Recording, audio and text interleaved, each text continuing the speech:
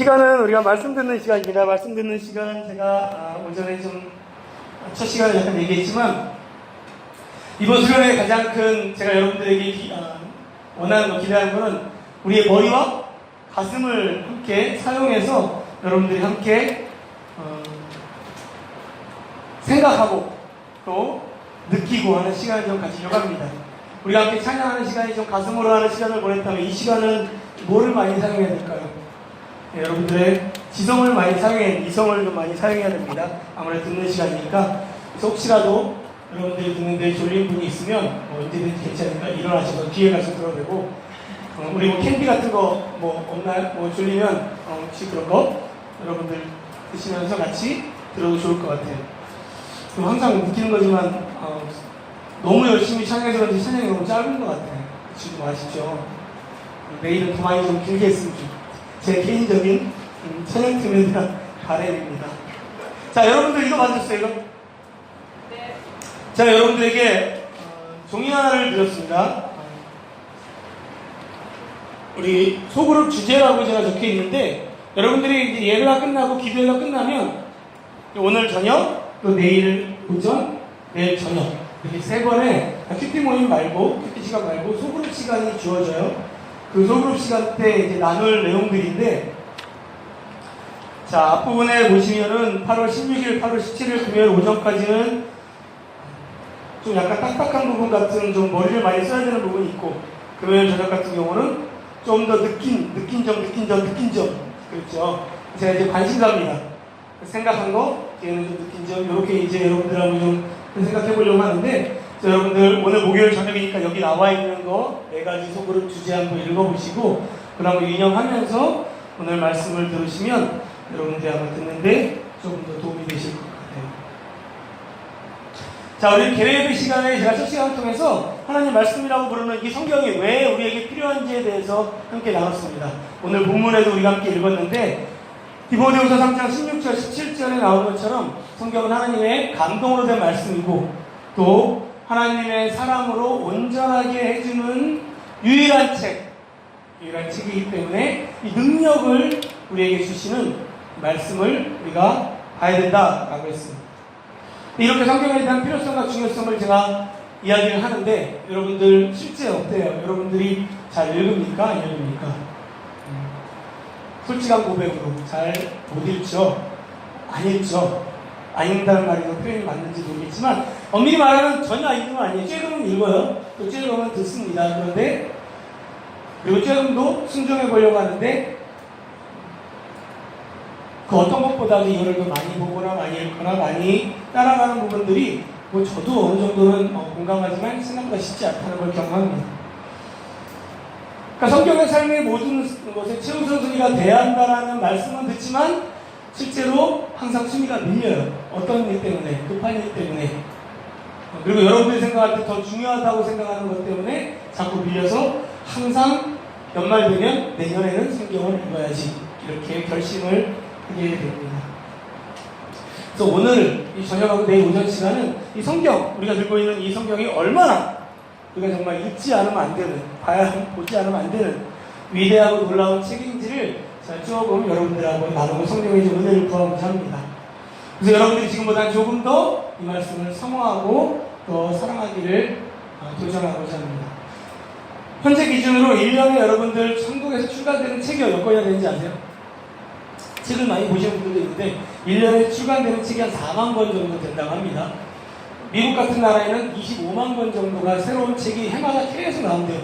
전 분야는 힘들어서 기독교 분야가 아니라. 그리고 그 외 유럽 같은 나라들, 영국 같은 데서 한 20만 권 정도가 나온다고 합니다. 그러니까 전 세계로 확장하면 책이 전 세계 얼마나 나올까요? 어마어마하겠죠. 수백만 권 정도의 새로운 책이 계속해서 출간을 하는 겁니다. 근데 여러분, 그 가운데서 여러분들이 1년 동안에 소화할 수 있는 책이 몇 권이나 될 것 같아요? 여러분 스스로 내가 이 많은 책들 가운데 국내에든 국외든 소화할 수 있는 책이 얼마나 될까요? 전 세계 베스트셀러만 다 모아 놓아도 얼마나 될까요? 한 수백 권이 될 거예요. 그렇지 않겠어요? 우리나라에서만 항상 1년 내내 가장 많이 팔렸던 책을 모아도 수십 권이 넘지 않아요.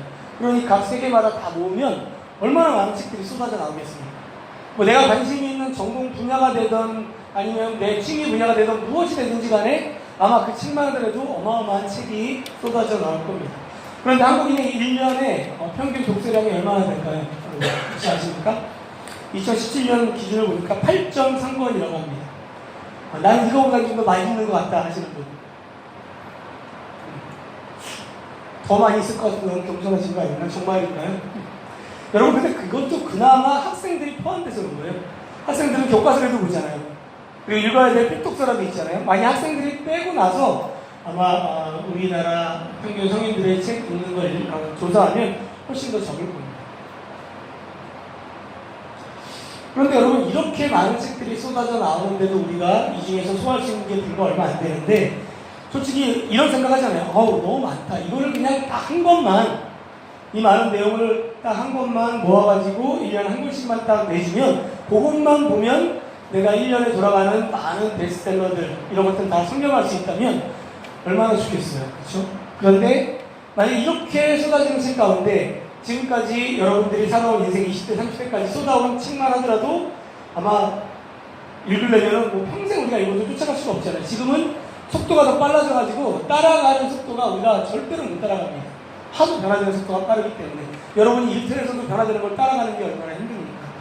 그런데 평생에 만약에 내가 인생을 살면서 딱 한 번만, 딱 이거 한 번만 내가 제대로 마스터할 수 있다면, 우리가 생각하는 최고의 인생, 최고의 행복, 영원한 인생, 그리고 내가 생각하는 모든 것들, 뭐 디테일하게는 아니지만 여러분들이 생각하는 것들의 그 어떤 것도 다 섭렵할 수 있는 그러한 지식과 지혜 얻을 수 있는 책이 딱 한 권만 있다면 어떻게 될까요, 여러분? 그런 마법의 책이 존재한다면, 이것이 만약에 사실이라는 걸 세상에 증명할 수만 있다면 아마 세상 사람들이 어떻게 만날까요? 바로 실시간 검색어 1위로 올라가면서 어마어마하게 아마 팔리기 시작할 거예요. 그리고 아마 이 책을 자기 것으로 만들기 위해서 사람들이 읽고 또 읽고 계속해서 이 책을 실험해보고 시행착오를 겪으면서 그걸 데이터하고 논문을 쓰고 계속해서 막 발전시켜 나가지 않을까요?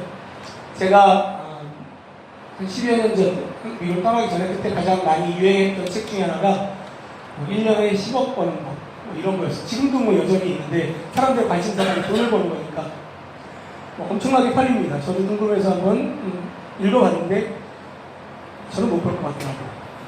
아무튼 그 책이 뭐 베스트셀러가 돼요. 그런 책들이, 또 비슷한 책들이. 여러분, 제가 근데 말씀드린 그 책이 있습니다. 여러분들 답은 알 거예요. 이게 뭡니까? 성경이었지. 성경은 4세기 말에 정경이 완성이 됐어요. 이렇게 책으로 완성된 거는 한 4세기 정도, 한 400년 가까이, 397년 정도 된다고 합니다. 그러니까 지금까지 한 2000년도 안 됐죠. 근데 지금까지 팔린 책이 한 60억 권 정도 된다고 합니다. 그것도 인쇄술이 발달한 15세기 이후에 팔린 책이에요. 그러니까 불과 5, 600년 정도 만에 팔린 책이 한 60억 권 정도 된다고 합니다. 그리고 제가 좀 전에 말씀드린 것처럼, 첫 시간에 말씀드린 것처럼 해마다 평균 5천만 부가 팔린다고 합니다. 번역본만 하더라도 보통 일반책이 유명해지면 번역본이 뭐 10개국에서 20개국에서 번역되는데 성경은 몇 개국에서 번역됐을까요? 혹시 아세요? 2016년 기준으로 3,225개국의 언어로 쓰여졌다고 합니다.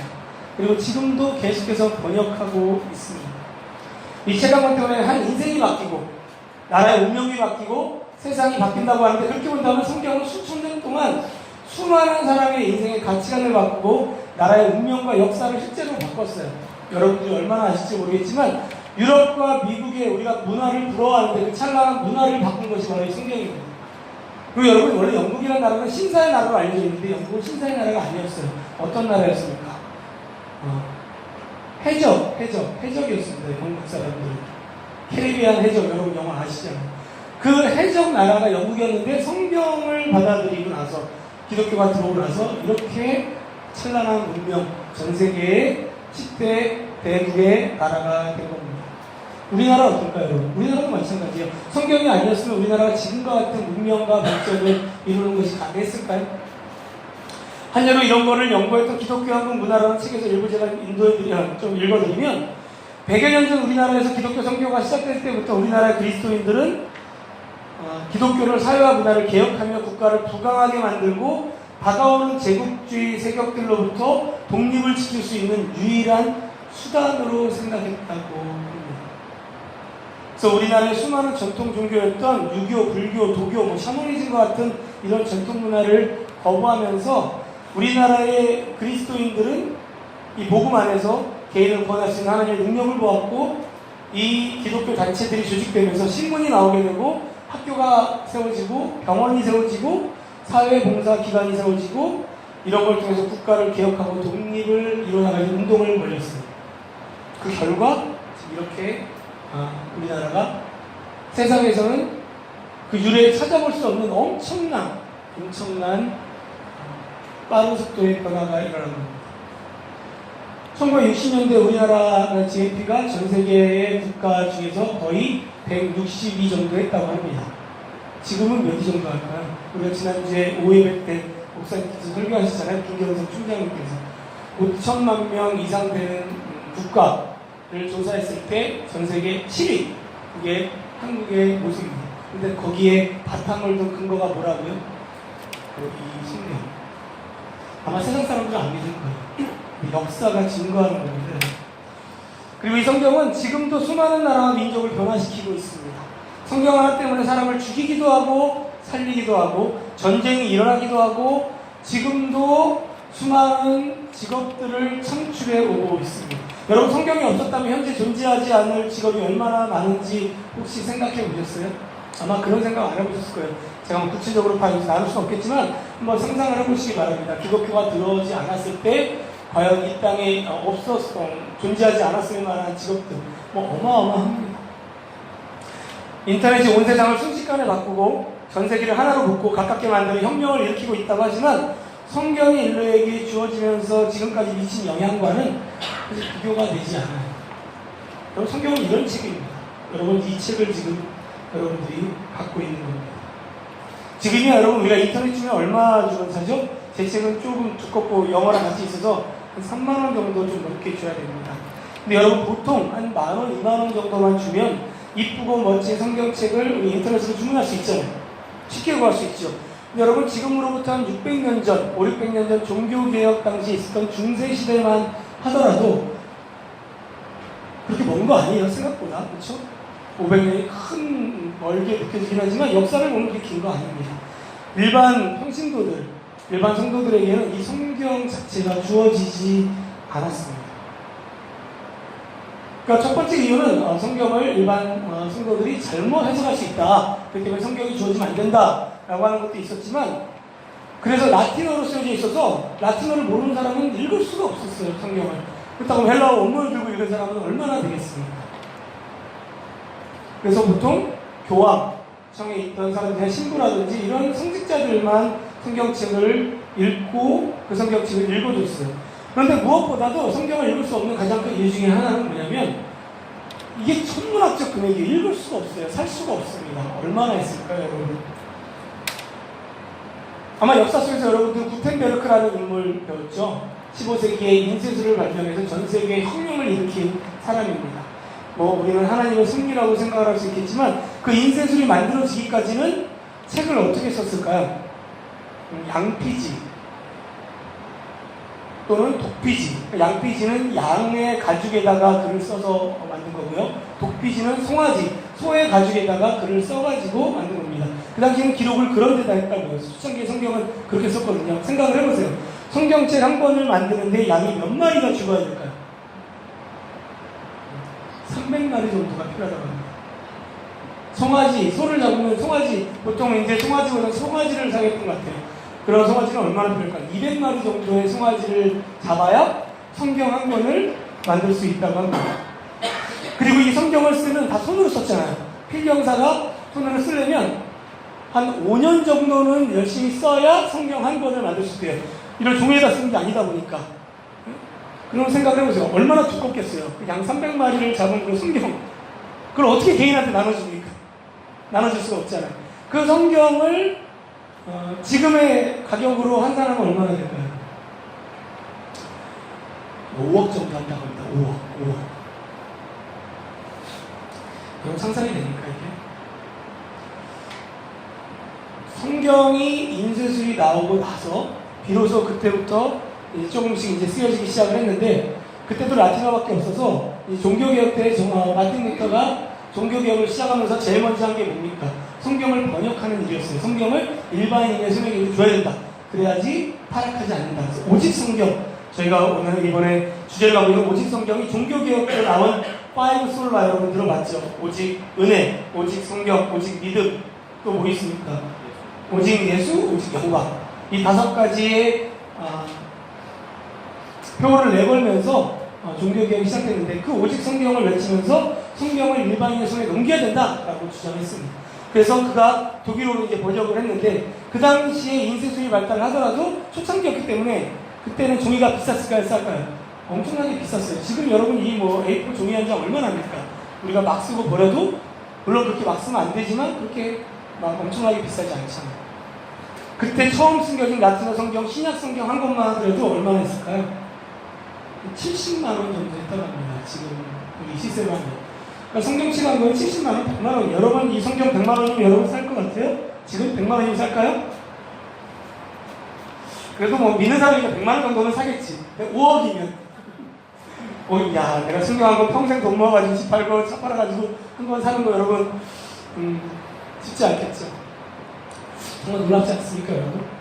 지금으로부터 불과 600년 전만 하더라도 우리 신앙의 선배들은 집을 팔아도 성경을 쓸 수 없고, 심지어 쉽게 접할 수 없던 성경을 지금은 우리는 너무나 손쉽게 접하게 되었습니다.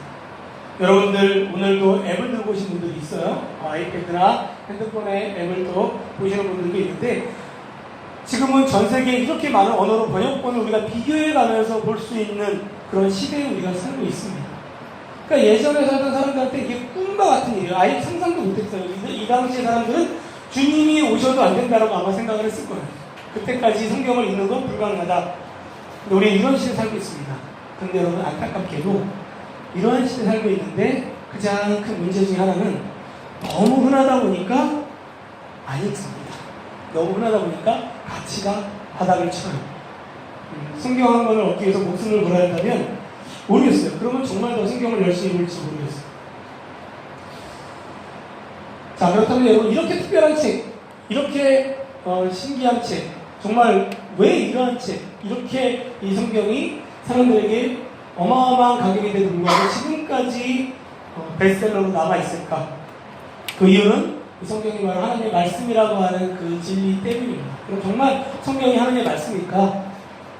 예수님과 사도들, 종교개혁자들, 또 우리 교회와 교단이 속해 있는 이 개혁주의 전통에 속해 있는 모든 신자들은 성경을 다 하나님과 하나님의 뜻을 밝히고 있는 계시, 하나님의 말씀이라고 다 믿습니다. 왜냐하면 세상의 여러 종교들도 다 자신의 경전을 가지고 있는 경우가 있어요. 다 있습니다. 그렇죠? 이슬람교도 쿠란이 있고, 각각마다 유교, 도교, 불교 다 그들이 갖고 있는 경전이 있습니다. 책이 있습니다. 그런데 특별하게 하나님의 인격과 하나님의 뜻을 이 지속되는 역사 안에서 밝혀주면서 그대로 성취되어 온 바를 증거하는 책은 유일하게 성경밖에 없기 때문에, 그렇기 때문에 이 성경이 성경 자체가 하나님의 말씀을 증거하기 때문에 우리는 지금까지 이 성경을 볼 수 있게 되는 겁니다. 그래서 1500년 동안 40명의 저자가 다른 관점을 가지고 책을 쓴 것 같지만 다 모아보면 하나의 통일된 관점으로 보여주고 있는 이 성경 자체의 증언들을 통해서 이 책은 정말 신이 존재하지 않으면, 하나님이 안 계신다면 도저히 이거는 인간이 쓸 수 있는 책이 아니다. 이건 말이 안 된다. 오직 하나님의 말씀일 뿐이다. 라고 하는 증거들을 찾아서 우리가 우리의 머리와 우리의 가슴으로 확신을 가져야 하는 겁니다. 저는 그 시간을 여러분들과 가지려고 합니다. 만일 여러분들이 성경에서 논리적으로 오류와 모순이 있다면 우리는 성경 속에서 분명히 발견하게 될 것입니다. 그러나 그렇지 않다면 성경을 읽고 연구하고 계속 볼 때마다 어떤 마음이 들까? 어떻게 이럴 수가 있지? 어떻게 이게 가능하지? 라고 하면서 이 성경책 안에 빠져들게 될 겁니다. 그게 성경이 가지고 있는 이 놀라운 초월적인 힘이에요. 우리 해리포터, 판타지 영화 같은 거 보면 왜 어떤 마법의 책 같은 거 보면 사람들이 막 보다가 쫙 빠져나가잖아요? 사실 이게 그런 책입니다, 여러분. 이게 이렇게 단순하게 보이지만. 그래서 역사 속에 많은 인물들 가운데 이 성경이 하나님의 말씀이 아니라는 걸 반박하기 위해서 수많은 사람들이 도전을 했어요. 그래서 어떤 가정에서 막 예수 때문에, 이 성경 때문에 인생을 버리고 뛰쳐나가고 하는 걸 보면서 이런 말도 안 되는 이런 사탄의 책 같은 이런 책을 어떻게 하나님의 말씀이라고 볼 수 있냐. 내가 한번 살펴보겠다라고 하고 이 책을 연구하다가 어떻게 됐을까요? 본인이 여기에 빠져서 하나님을 믿고 자기 인생을 던져서 주를 위해 살고 목사가 되고 신학자가 되고 선교사가 되어서 순교의 삶을 살아간 그런 역사의 기록이 한두 명이 아니에요. 우리가 그거를 얼마큼 잘 깨닫지 못해서 그렇지 어마어마하게 많습니다. 그런 분들이. 저도 사실 그 중에 한 사람입니다. 저는 뭐 성경을 파헤치려고 성경을 본 건 아니었는데 어쨌든 성경을 읽다가 제 삶을 변화시키게 되고 인생이 바뀌고 제가 세웠던 모든 목적과 방향과 이런 것들을 다 바꿔서 지금 이 자리에 여러분들에게 성경이 하나님의 말씀입니다라고 제가 지금 여기서 선포하고 있는 거예요. 저도 이 자리에 제가 왜 있는지 모르겠어요. 또 미국에 살다가 가족 다 버리고 한국까지 와서 아내랑 둘이 나와서 제가 굳이 여기 나와서 있을 이유가 없잖아요. 부모님이 다 있고 동생도 미국에 있고 남들은 미국에 못 가서 안달인데 왜 제가 여기까지 와서 지금 여기에 이 자리에 서 있겠습니까? 아무리 들어봐도 이거밖에 없어요. 이거 여러분들에게 하나님의 말씀이라는 거 알려주려고 여기 있는 거 말면은 이거 아니라면 저는 여기에 있을 이유가 없다는 것을 자꾸 바라보게 됩니다. 그래서 여러분들에게 좀 도전을 주려고 합니다. 인생에 제대로 된 도박, 여러분 인생 한번 도박 한번 걸고 내가 걸어보고 싶다면 한번 여기 한번 걸어보라고 저는 자신 있게 얘기하고 싶습니다.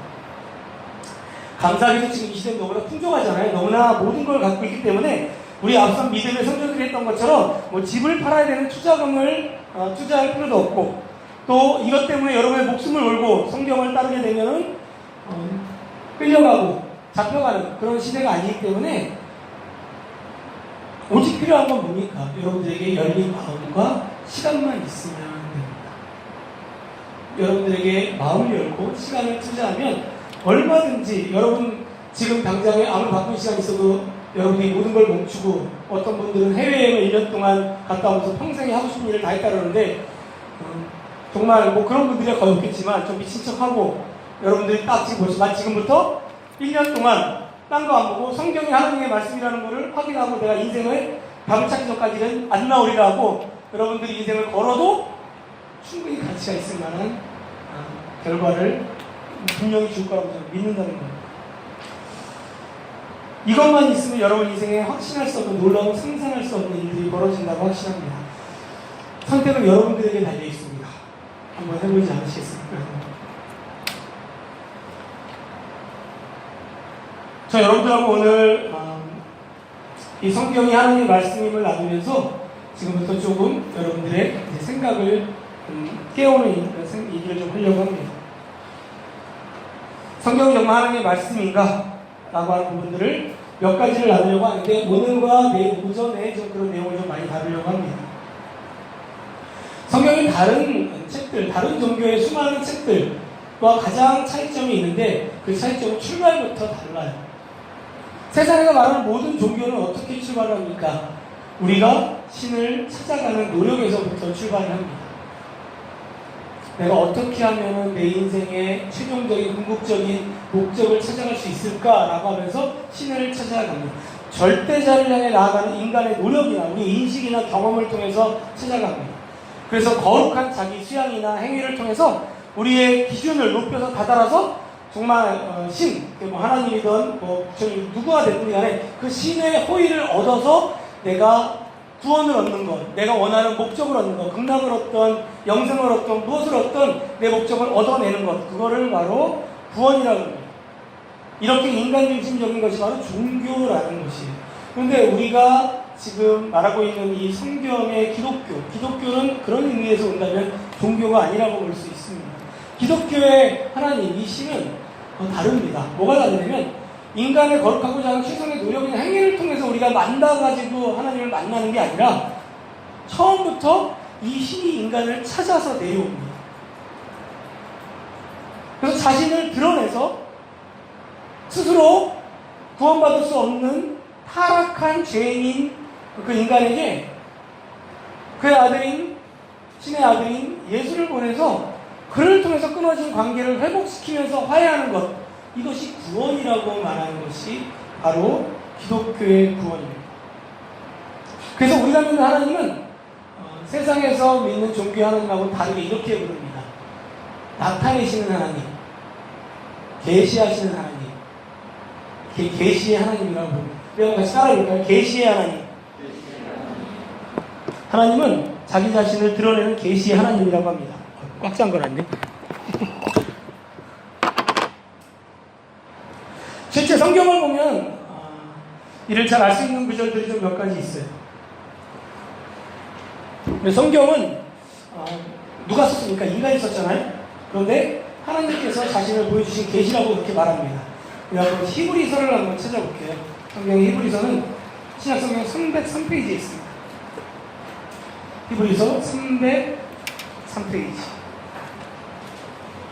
거기 1절과 2절 말씀을 함께 353페이지네요. 죄송합니다. 353페이지 히브리서 1장 1절과 2절 말씀 예정에 나와 있죠. 거기 말씀 한번 같이 한번 읽어보겠습니다. 시작. 그에게 말씀하신 하나님이 이 모든 날 마지막에는 아들을 통하여 우리에게 말씀하셨으니 이 아들을 마리의 상속자로 세우시고 또 그로 말미암아 모든 세계를 지으셨느니라. 자, 이 히브리서 저자는 구약 성경 앞에 나와 있는 구약을 통해서 선지자들에게 계시했던 보여주었던 하나님이 바로 이 시대, 시작 시대, 그러니까 벌써 수천 년이 지난 시간이에요. 수천 년 뒤에 마지막 때에 와서는 그 하나님의 아들을 통해서 하나님 스스로를 계시했다라고 말씀합니다. 그리고는 그 하나님의 아들이 누구냐면 이 땅에 인간의 몸을 입고 온 바로 예수다라고 이렇게 말을 하고 있는 겁니다. 그러니까 이렇게 성경은 하나님이 스스로 어떤 분인지를 본인이 다른 어떤 참고를 하는 참고 서적이 아니라 바로 이 자체가 스스로 증거하는 거예요. 이게 바로 하나님 말씀이다라고 이렇게 말이죠. 그럼 하나님께서는 이렇게 성경을 통해서만 자신을 드러냈을까요? 그렇진 않아요. 성경 말고도 하나님을 드러내신 부분들이 있습니다. 그냥 로마서를 한번 찾아볼게요. 240페이지를 한번 보시기 바랍니다. 로마서 1장을 한번 가보겠습니다. 로마서 1장 20절을 한번 볼게요. 로마서 1장 20절을 보면 창세로부터 이렇게 되어 있죠. 여기 한번 같이 한번 읽어볼게요. 시작. 창세로부터 그의 보이지 아니하는 것들 곧 그의 영원하신 만물에 분명히 보여 알려졌나니 그러므로 그들이 핑계하지 못할지니라. 이렇게 되어 있습니다. 이걸 좀 더 쉬운 세번역을 읽으면 이 세상 창조 때로부터 하나님이 보이지 않는 속성, 그분의 영원하신 능력과 신성, 하나님 되심은 사람이 그 지으신 만물을 보고서 깨닫게 되어 있습니다. 그러므로 사람들은 절대로 핑계를 댈 수 없습니다라고 성경이 증언하고 있습니다. 그러니까 성경이 쓰여지기 이전에, 성경이 쓰여진 게 불과 얼마 안 됐다 그랬잖아요. 그 1500년 정도밖에 안 된 그 전에는 어떻게 하나님이 자신을 보여줬겠어요? 세상 만물을 통해서 하나님이 존재하신다라는 것을 이 땅에 드러내셨다는 거예요. 계시하셨다라고 말씀하는 거예요. 그래서 사람들은 저 하나님 계신 줄 몰랐는데요? 이렇게 말을 할 수가 없다는 거예요.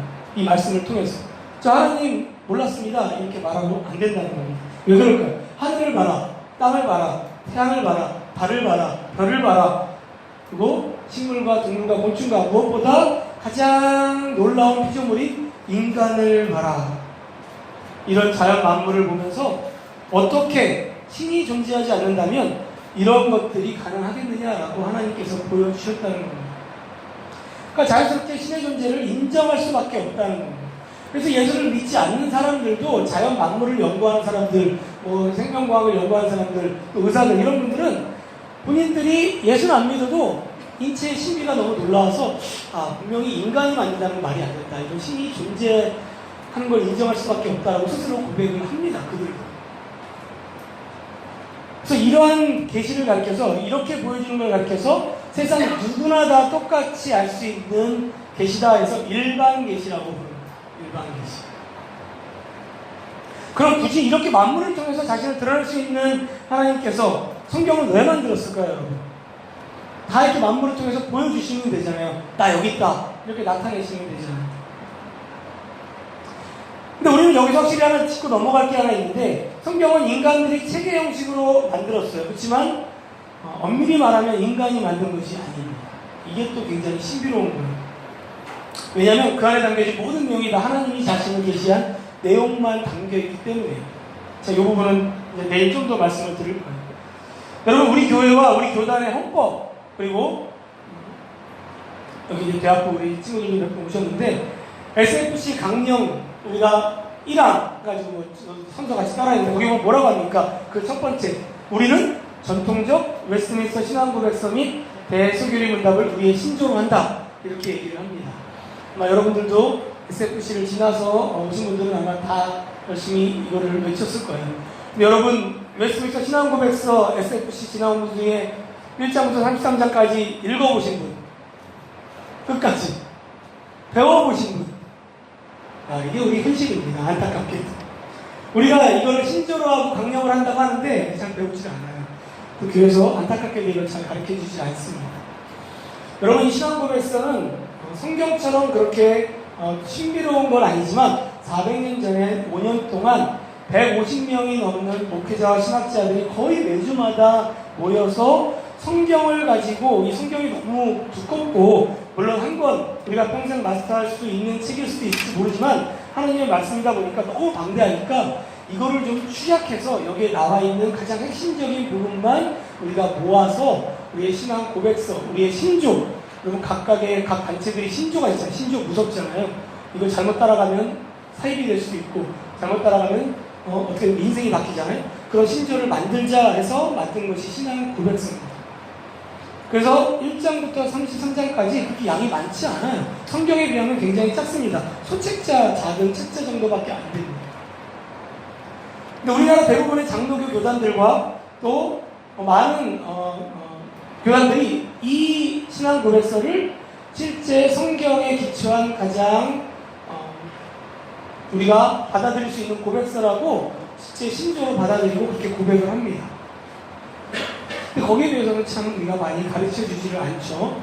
이것만 잘 배워도 우리는 굉장히 많은 부분의 신앙의 도움을 받을 수 있습니다. 33장으로 구성된 신앙고백서 1장의 첫 번째 장이 뭘까요? 첫 번째 장이 바로 이 성경입니다. 성경이 무엇인가? 성경에 대하여. 왜? 이게 제일 중요하기 때문에. 그래서 제가 여러분들의 교환을 보게 되면, 소책자에 보면 이 신앙고백서 1장을 실었잖아요. 근데 글씨가 생각보다 좀 작죠. 저는 아직 이러면 안 되는데, 노안이 올 정도는 아닌데 이제 좀 약간 좀 작게 보인다. 아마 여러분들은 충분히 읽을 수 있을 거라고 생각이 들어요. 자, 여러분들이 지성을 사용해야 됩니다. 자, 1항 한번 보세요. 여러분 눈을 크게 뜨시고 한번 거기에 있는 1항 한번 눈으로 한번 보시기 바랍니다. 거기 보시면 비록 원성의 빛과 창조와 섭리의 일들이 사람들로 하여금 핑계할 수 없을 만큼 하나님의 선과 지혜와 능력을 잘 나타내고 있으나 그것들은 구원에 필요한 하나님과 그의 뜻에 관한 지식을 얻기에 충분하지 못하다. 그 뒤에서 읽을까요? 시작. 그러므로 주께서 여러 시기와 여러 방법으로 자신의 교회에 자신을 계시하며 자신의 뜻을 선포하시기를 기뻐하셨다. 그리고 그 후에는 진리를 더 잘 보존 전파하시기 위해서 또 육신의 부패와 사단과 세상의 악에 대항하여 교회를 더 견고하게 설립하고 위로하시기 위하여 그 동일한 진리를 전부 기록하시기를 기뻐하셨다. 이것이 성경이 가장 필요하게 된 원인이다. 그러나 하나님은 그의 백성에게 그의 뜻을 계시하던 이전의 방법들은 지금은 그치셨다. 이렇게 1장 1항에서 말하고 있습니다.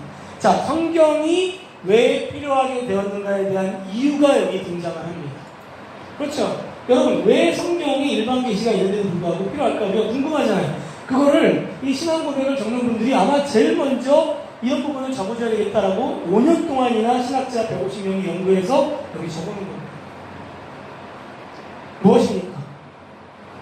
본성의 빛과 창조의 섭리의 일들, 이게 뭡니까 여러분? 이게 일반 계시예요. 하나님이 우리들에게 보여주신 본성의 빛, 하늘과 태양과 뭐 이런 것들뿐만 아니라 우리한테도 본성의 빛을 줬죠. 그게 뭡니까? 양심이에요. 양심. 우리에게 양심이 있잖아요. 그래서 우리는 예수를 안 믿어도 믿기 전에도 양심의 빛을 통해서 도덕적으로 이게 맞다 틀리다라는 거를 우리 스스로 판단할 수 있는 기준이 우리 나름대로 있습니다. 그래서 저거는 좀 안 좋은 것 같은데 저건 나쁜 짓인데 이런 마음이 우리 안에 있어요. 양심이 말한다는 거죠. 이게 하나님 주신 본성의 빛이에요. 그러니까 이런 것들을 통해서 하나님이 선하시다는 것과 하나님의 능력과 지혜를 나타내고 있지만 이것 가지고는 뭐라고 합니까? 충분하지 못하다는 거예요. 충분하지 못하다는 거예요. 부족하다는 거예요. 왜 그럴까요? 요한복음 1장을 한번 가보겠습니다. 자, 성경 142페이지 요한복음 1장을 한번 볼게요. 신약성경 142페이지입니다.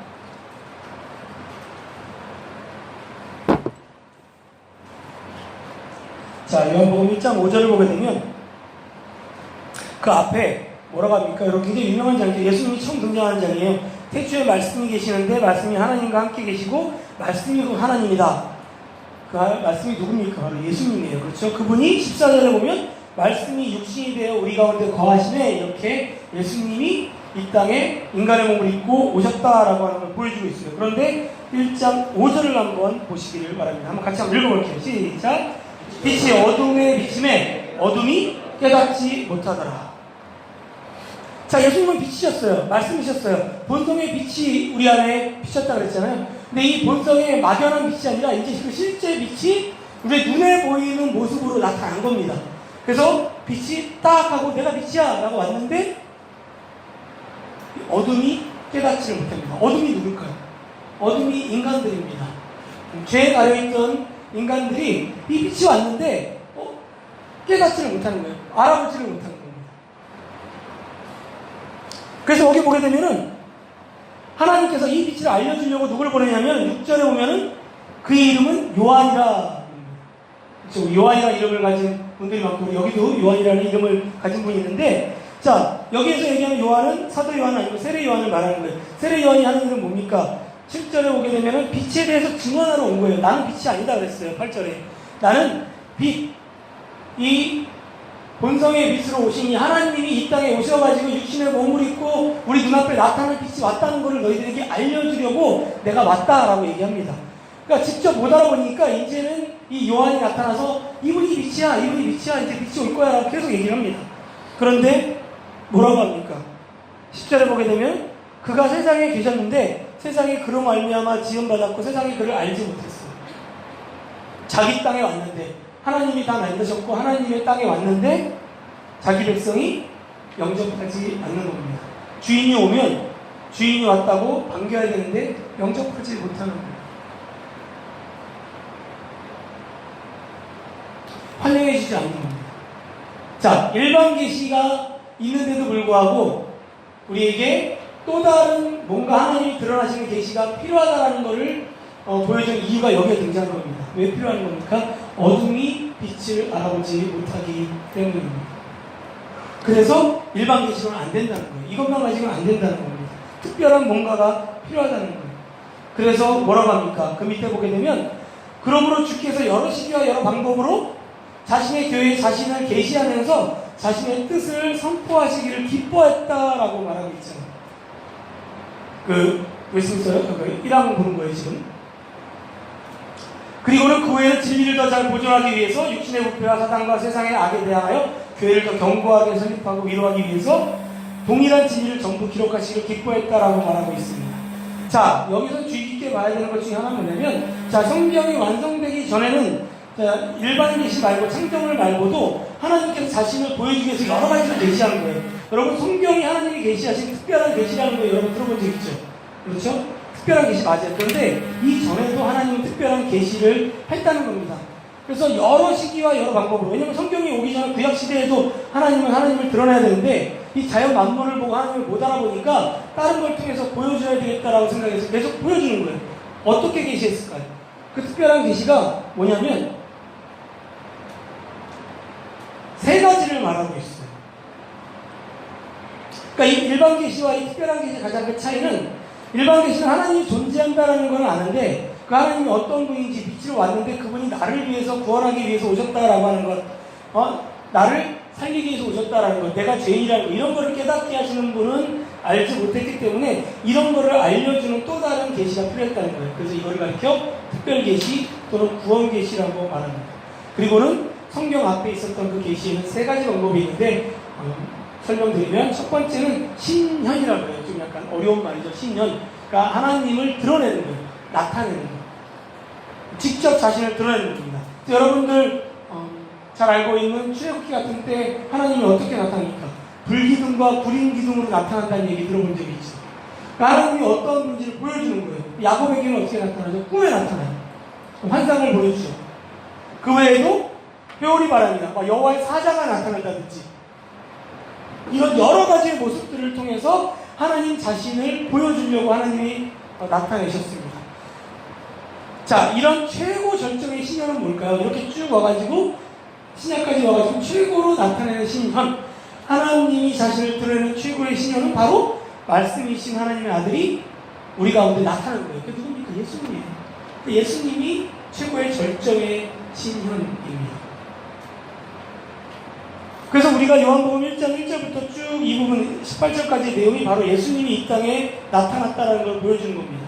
그리고 14장을 한번 가보세요. 우리 14장 한번 넘겨보세요. 172페이지 14장에 가보면 예수님이 이제 내가 곧 떠날 거라고 얘기를 해요. 내가 이제 곧 떠날 거다. 내가 이제 근심하지 말아라. 하나님을 믿으니 나를 좀 믿어라. 그러면서 도마가 어디로 가십니까? 이렇게 막 물어봅니다.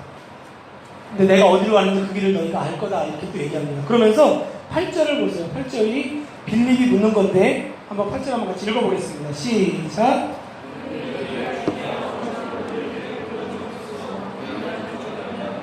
자, 빌립이 이르되 주여 아버지를 우리에게 보여주옵소서 그리하면 족하겠나이다 얘기합니다. 내가 아버지를 좀 하나님 보고 싶습니다. 도대체 그러면 하나님 어디 계십니까? 근데 9절에서 뭐라고 합니까? 9절 읽을게요. 시작. 예수께서 이르시되 빌립아 내가 이렇게 오래 너희와 함께 있으니 네가 나를 알지 못하느냐? 나를 본 자는 아버지를 보았거든 어찌하여 아버지를 보이라 하느냐? 이렇게 말하고 있는 거예요. 네가 지금 보고 있는데 내가 그 하나님인데 내가 하나님의 아들로서 하나님을 나타내고 있는데 네가 왜 나를 보고 못 알아보느냐라고 얘기하는 거예요. 그리고는 그 밑에 계속해서 그 설득을 하는 거예요. 내가 아버지 안에 거하고 아버지는 내 안에 계신 것을 네가 믿지 않느냐 쭉 얘기를 하는 겁니다. 그러면서 나중에는 내가 보혜사 성령님을 통해서 이제 너희가 내가 떠나고 나서도 내가 이 땅에 살아있었고 내가 존재하고 있다는 것, 하나님이 이 땅에 계시하고 있다는 걸 너희들에게 더 명확하게 알 수 있도록 도와주겠다라고 말하고 있는 겁니다. 이것이 바로 지금 첫 번째 신현입니다. 그것이 처음에 성경에 나타나기 전부터 하나님께서 보여주셨던 계시였어요. 두 번째는 예언이라는 거예요. 예언. 선지자들을 통해서 하나님의 음성을 듣고 하나님이 실제로 역사하고 있는 걸 보여주잖아요. 그렇죠? 그런 것들을 우리가 수없이 앞에서 찾아볼 수가 있습니다. 자, 그럼 찾아보지 않을게요. 그리고 세 번째는 뭘까요? 세 번째는 이적, 기적입니다. 이적이나 기적을 통해서 하나님이 살아계심을, 하나님이 존재하심을 나타냅니다. 그러니까 예언이라고 하는 것이 말씀을 통해서 하나님이 계시한 것이라면 이적은 뭘까요? 행동을 통해서 계시한 거고 신현은 직접 온 거예요. 이 세 가지 방법을 통해서 하나님이 일을 하신 겁니다. 주로 이적을 통할 때는 하나님이 구약성경에서 이런 말을 많이 하세요. 이거를 통해서 내가 여호와인지를 너희가 알리라 이런 말씀을 많이 하세요. 그래서 여러분 짧게 하나 찾아보면 우리가 너무나 잘 알고 있는 출애굽기 한번 가보세요. 출애굽기 14장. 모세가 애굽 백성들을 이끌고 홍해를 가르는 사건입니다. 너무나 유명한 사건이죠. 거기 14장에 보게 되면 10절 한번 보세요.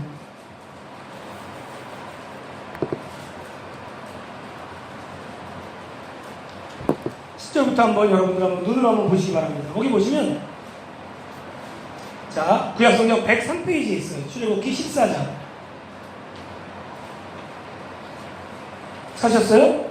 10절 보시면 바로가 가까이 올 때 이스라엘 자손이 눈을 들어본 즉 애굽 사람들이 자기를 기에 이른지라 이스라엘 자손이 심히 두려워하여 여호와께 막 부르짖습니다. 그러니까 이스라엘 백성들이 뒤에 쫓아오고 있는 바로와 그 군대들을 보니까 이제 두려운 거예요. 홍해가 앞을 가렸잖아요. 그러니까 뭐라고 합니까? 11절에 보면 애굽에 매장지가 없어서 죽을 데가 없어가지고 나를 광야에서 죽게 만들려고 하느냐. 왜 당신이 우리를 애굽에서 이끌어내서 이렇게 우리가 할 수가 있느냐. 그러면서 막 불평을 하는 거예요. 계속해서. 차라리 애굽 사람을 섬기는 것이 광야에서 죽는 것보다 낫겠다라고 말합니다. 그때 13절에서 모세가 뭐라고 합니까? 한번 같이 13절 읽겠습니다. 시작. 모세가 백성에게 이르되 너희는 두려워하지 말라. 가만히 서서 여호와께서 오늘 너희를 위하여 행하시는 구원을 보라. 너희가 오늘 본 애굽 사람을 영원히 다시 보지 아니하리라 라고 하면서 여호와께서 너희를 위하여 싸우리니 너희는 가만히 있어라. 하나님께서 싸우는 걸 내가 보게 해주겠다라고 말합니다. 그리고는 부르짖고 지팡이를 들고 손을 바다 위로 내밀어서 갈라지게 하라 라고 하니까 어떻게 됩니까? 바다가 쫙 갈리면서 마른 땅이 드러나게 됩니다. 그러면서 18절 한번 보세요. 18절 한번 같이 읽겠습니다. 시작. 내가 바로와 그의 병거와 마병으로 말미암아 영광을 얻을 때에야 애굽 사람들이 나를 여호와인 줄 알리라 하시니라. 그렇죠? 그러면서 31절 한번 보세요. 쭉 내려가서 31절에 한번 읽겠습니다. 시작. 이스라엘이 여호와께서 애굽 사람들에게 행하신 그 큰 능력을 보았으므로 백성이 여호와를 경외하며 여호와와 그의 종 모세를 믿었더라. 자, 예전에는 하나님께서 이러한 계시를 통해서 우리에게 믿음을 주셨다는 거예요. 지금은 성경을 통해서 우리가 예수 그리스도를 우리가 알게 되지만 그때는 하나님께서 하나님의 구원의 계시를 통해서 하나님이 살아계시고 앞으로 하나님께서 메시아를 통해서 우리를 책임져 주시고 인도해 주실 거라는 것을 이러한 걸 통해서 보여주는 겁니다. 이렇게 세 가지 방법, 신현, 하나님 나타내신 또 예언, 이적, 기적 이런 걸 통해서 하나님께서 보여주십니다. 근데 여러분, 신현이 예수님의 나타남이라면 최고의 이적은 뭘까요? 최고의 기적. 예수님이 나타나셔서 하는 행동이 이적이겠죠. 어떤 행동이 가장 뛰어난 이적입니까? 그렇지. 십자가의 죽으심과 부활이에요. 그러니까 하나님의 아들이라는 것을 보여줄 수 있는 최고의 이적, 최고의 기적. 세상 사람들도 아무도 할 수 없는 그 기적이 뭡니까? 바로 예수님의 십자가의 죽으심과 부활이에요. 근데 더 놀라운 건 사실 예수님이 이 땅에 오신 것도 이적이에요. 하나님이 인간의 몸을 입었다는 자체가 말이 안 되거든요. 죄가 없으신 거 하나님이 말이죠. 그래서 처음부터 성령에 잉태하시고 이 땅에 오시고 십자가에 죽으시고 죽었다가 부활하는 이 놀라운 일들을 통해서 이 이적을 통해서 하나님은 예수님이 만물의 구원자가 되시고 성취자가 되신다라고 하는 걸 보여주는 거예요. 이게 계시예요. 이런 걸 통해서 보여줍니다. 그런데 여기 보면 우리 아까 좀 전에 웨스민스터 우리가 1항의 끝에 뭐라고 되어 있습니까? 1항 1절 끝에 맨 끝에 한번 보세요. 거기 보시면 그러나 되어 있죠. 한번 읽어볼까요? 시작. 그러나 하나님은 그의 백성에게 그의 뜻을 계시하던 이전의 방법들을 지금은 그치셨다. 이렇게 말합니다. 이것 때문에 굉장히 논란이 있고 또 이것 때문에 혹시라도 내가 예전에 알았던 하나님은 이런 하나님이 아닌데 라고 생각하는 분들은 오해가 있다면 나중에 또 제가 따로 설명을 해드릴 수도 있을지 모르겠네요. 그럼 이 말씀 잘 봐야 돼요. 제가 지금 왜 이 말씀을 여러분 처음부터 쭉 설명하는지 보십시오. 지금도 세상에 나가면 우리 하나님의 음성을 내가 들었다라고 하는 사람들이 있습니다. 제가 무조건 그분들이 나쁘다, 잘못했다, 이다이다 이렇게 말하는 건 아니에요. 심지어 개신교 안에 다른 교단의 교회들도 많잖아요. 환상을 통해서 하나님을 만났다. 이적과 기적을 체험했다. 예언을 받았다. 난 미래를 봤다. 그래서 그런 분들을 우리가 찾아가서 마치 이제 정전이를 만나듯이 제가 누구를 만나면 결혼을 잘할 수 있을 것 같습니다. 이렇게 물어보는 분들도 있죠. 동으로 가야 됩니까? 서로 가야 됩니까? 저 사람 만나야 됩니까? 말아야 됩니까? 여러분 고민이 되니까 찾아가서 물어볼 수 있을지 모르겠지만 신앙고백서에 보세요. 뭐라고 합니까? 더 이상 그런 계시가 있다고 합니까? 없다고 합니까? 없다고 합니다. 여기서는 왜 그쳤다라고 얘기합니다. 150명의 사람들이 4년 동안 연구해서 보니까 이 성경의 계시는 이제 더 이상 신현이나 예언이나 이적의 방법은 나타나지 않는다라고 말합니다. 그럼 예언, 신현, 예언, 이적의 계시 이것이 없으면 이것 대신에 뭔가가 있어야죠. 이것과 똑같은 역할을 해줄 수 있는 뭔가가 있어야 이것이 빠진 부분들을 채울 수 있다고 우리가 믿을 수 있을 거 아니에요. 그것이 뭡니까? 바로 이 기록된 하나님의 말씀, 성경이라고 말합니다. 그리고 이 기록된 하나님의 말씀이 성경을 우리에게 주어진 이유에 대해서 뭐라고 합니까? 그 1항 그 뒷부분에 보게 되면 진리를 더 잘 보존하기 위해서 그리고 전파하기 위해서 또 육신의 부패와 사단과 세상의 악에 대해서 교회를 더 견고하고 설립하고 교회를 위로하기 위해서 오히려 이 동일한 진리를 기록하시기를 기뻐했다라고 말합니다. 그러니까 왜 신년이나 예언이나 이런 수많은 이적들을 지금도 행하면 우리가 그걸 보고 예수를 믿을 수도 있는데 굳이 왜 이 성경책 한 권 이거를 최종적 계시라고 얘기를 해요. 마지막으로 하나님이 우리에게 주신 기록된 하나님 말씀, 이것이 최종적 하나님의 신년, 이적, 예언이 담겨있는 계시다라고 이렇게 말을 합니다. 그 이유가 뭐냐면 이렇지 않으면 진리를 보존하는데 어려움이 있다는 겁니다. 진리를 전파하는데 어려움이 있다는 겁니다. 우리가 연약하기 때문에 또 사단과 세상의 악에 대해서 교회를 든든하게 세우는데 많은 위험 요소가 있다는 겁니다. 그래서 지금 이 땅에 있는 교회 가운데 나름대로 건강하지 못한 교회들, 뭐 건강한 교회들도 있지만 또 특별히 이런 부분에 많이 열려있는 그런 교회 안에서 위험 요소들이 많이 있잖아요. 어디까지 하나님의 말씀이냐, 어디까지 하나님의 이적이냐, 내가 환상을 보면 이게 진짜 하나님의 환상이다, 이걸 어떻게 분별합니까? 여러분, 우리가 믿고 있는 또 우리 교회, 또 우리 교단, 또 우리가 따르고 있는 이 신앙고백에서 여러분 신조라고 말하는 바에 의하면 그쳤다는 겁니다.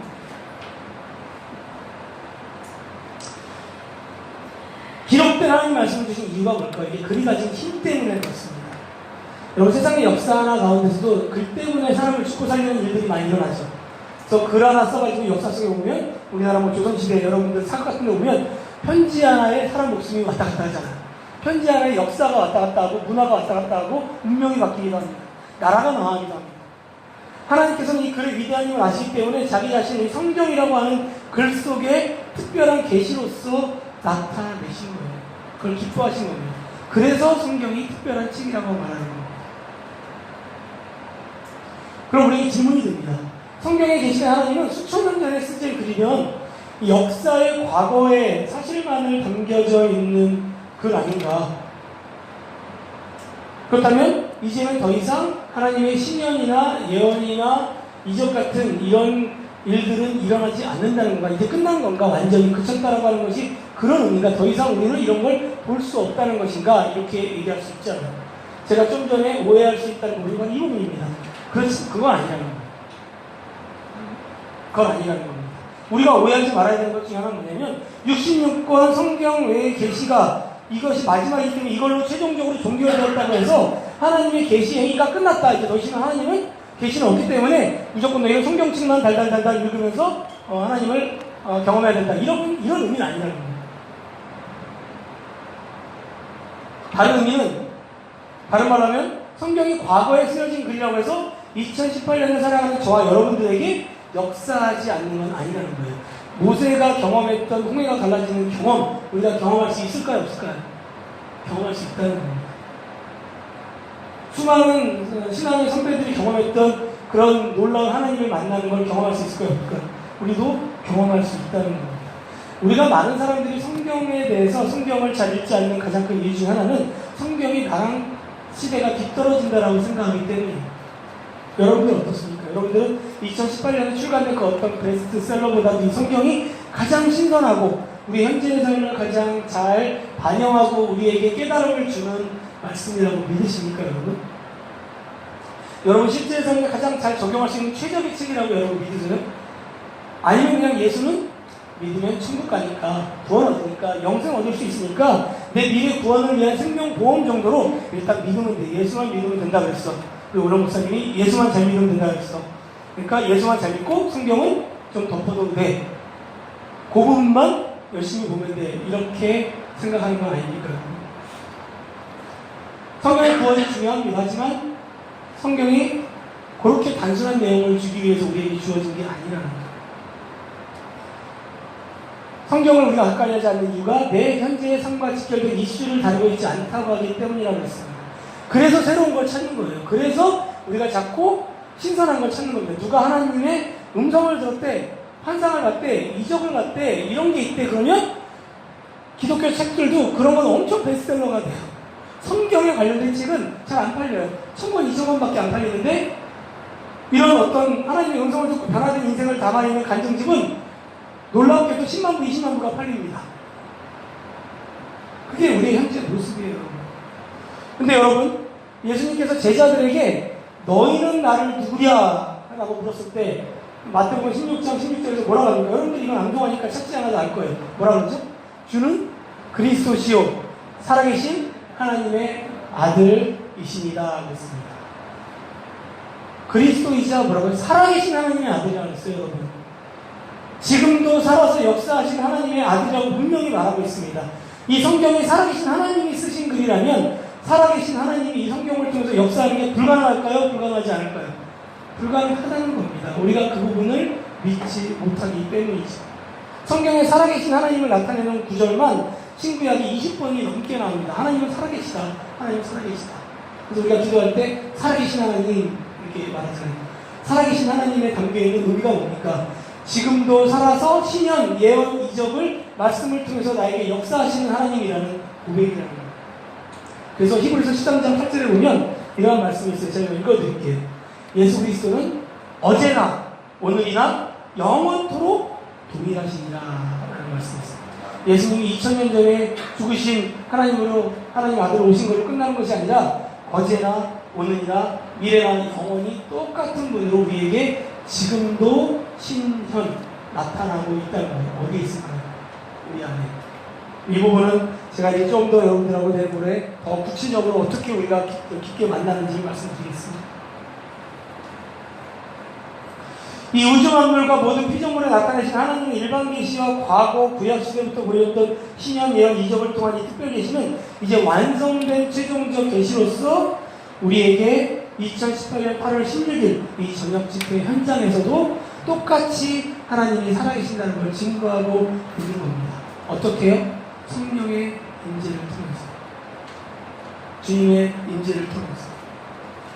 그래서 여러분 성경에 계시는 이 문자의 하나님을 우리는 누구를 통해 만납니까? 성령 하나님을 통해서 실제 살아서 내 삶에서 신현으로 예언으로 이적하는 그 하나님을 만나야 됩니다. 이것이 제가 이번 수련회 때 여러분들이 기대하는 거예요. 믿으십니까 여러분? 기대가 됩니까 여러분? 어떻게 역사하실까요? 하늘에서 막 불이 떨어지고 죽은 자가 막 살아나고 병든 자가 벌떡벌떡 일어나는 그러한 일이 일어날까요? 그러한 일이 일어날 수 있습니다. 더 놀라운 기적이 있습니다. 그거 뭡니까?